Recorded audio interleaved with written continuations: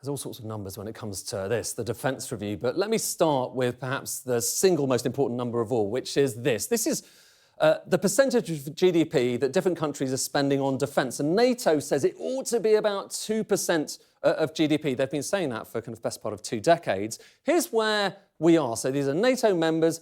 The UK there, just above that level, so 2.3% of GDP in terms of spending in the UK. The US, 3.4% of GDP. But actually, the leader here is Poland, 4.1% of GDP.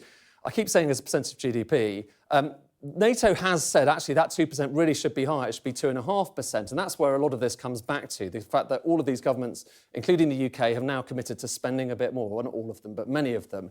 But actually, since then, Mark Rutte, the head of NATO, has said, really, actually, it should be even higher. It should be 3.5% of GDP. But why is this all happening? It's happening because a lot of people feel that many of these countries aren't making a fair contribution, which seems perhaps strange when you look at this chart, because it looks relatively even, and Poland there at the top. But now look at the same thing, not as a percentage of GDP, but just in terms of cash spending, OK? So this is dollars, in fact, billions of dollars. And the US is so far in the lead, by far and away the biggest contributor to NATO, by a long margin. There's Germany, there's the UK, France, Poland, but everyone else looking essentially quite piddling.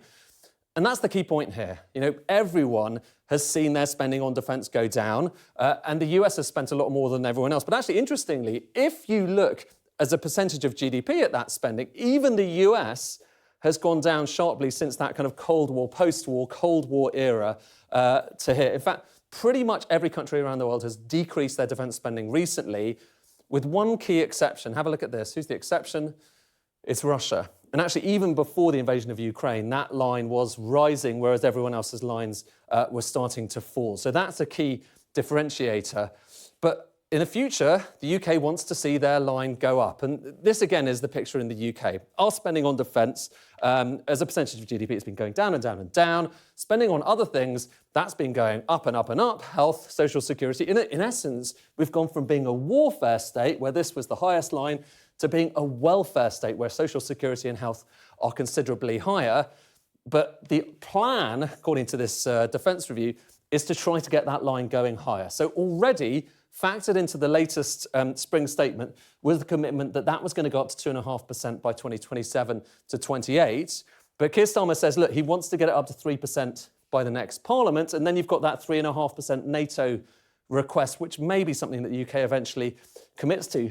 That may not look like much, but it's going up by quite a bit. And as a result of that, you've got some consequences, OK? So this is basically doing a thought exercise on the forthcoming spending review and working out how much are the various different bits of government going to increase or decrease depending on what happens with defence. So total spending, imagine that goes up by 1.2%. Health spending up by 2.5%. Imagine defence spending goes up by 2.5% as well. You basically have nothing left over for all the other departments. So everything, you know, law enforcement, the rest of it, 0%. Now imagine that instead of 2.5%, you're talking about 3%. And look at this bar. You're keeping health static. Look at this bar. That bar goes down. So you're talking about cuts, real-term cuts, across the rest of Whitehall in order to finance that. That's the difficulty. That's what they are trying to wrestle with. Now, I said at the start it was all about kind of one big number. I wasn't entirely honest about that because there's a bit more to this going on.